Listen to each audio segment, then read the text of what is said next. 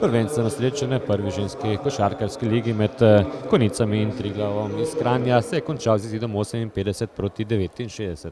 Uvodna četrtina dokaj izenačena, gostje so uspele povesti z 3 točkami razlike in prvo četrtino dobile s 15-12. V nadaljevanju po raztrgani igri Konjičanke neuspešno lovijo gostje in tudi ob polčasu razlika le 3 točk korist Kranjskogorčank. V nadaljevanju pa Konjičankam nikakor ni steklo. Do 36. minute edina strelka za domače bila Iva Klančnik, ki je dosegla 4 točke. Šele potem je sledil en zadet prosti met domačih.